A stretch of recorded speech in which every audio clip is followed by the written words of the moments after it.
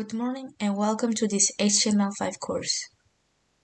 In this chapter, we will see the URLs explained. So first of all, what is the URL? The URL is the unique source location. So it's to find in a network a resource. So it can be, for example, a document, a video, or whatever.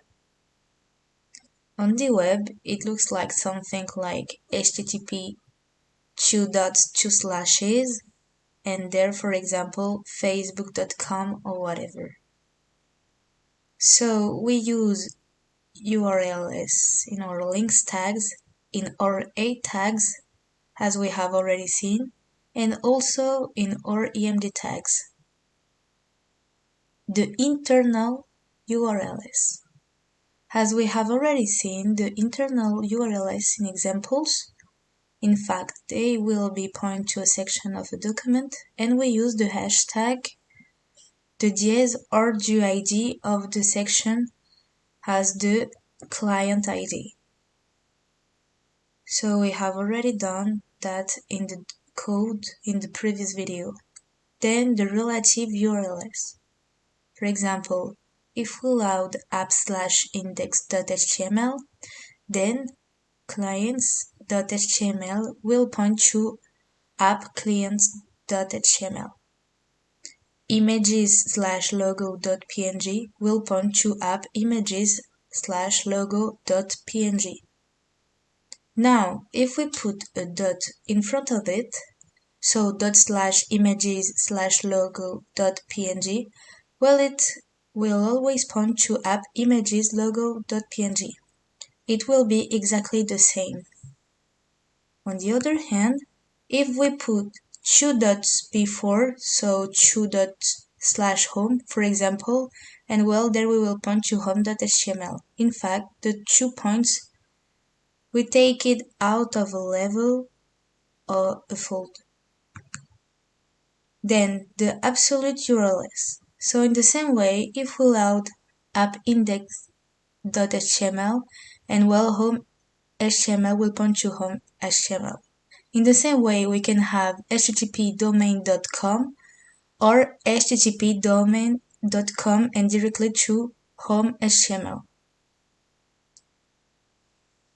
So here is an example of the typical scheme of our absolute URLs. So we have the scheme, two dots, /host, port, path, the argument, and the anchor ID. So the scheme alias protocol or HTTP or SMS. So you will find very often your URLs start with HTTP.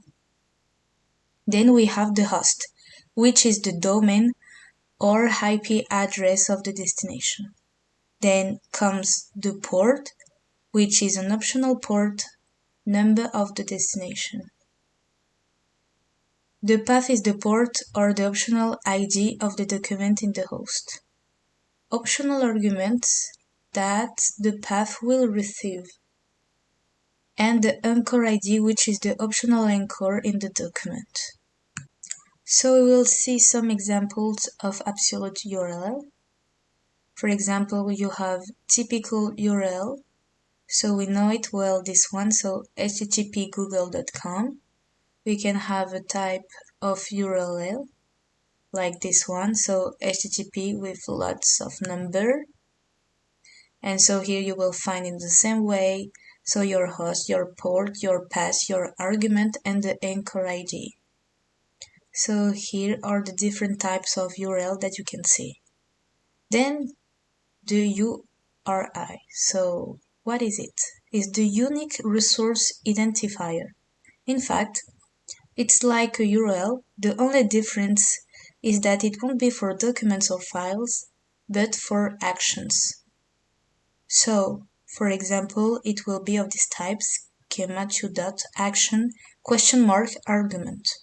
In a concrete example, it gives that tell 2.911 mail to user @domain.com subject welcome.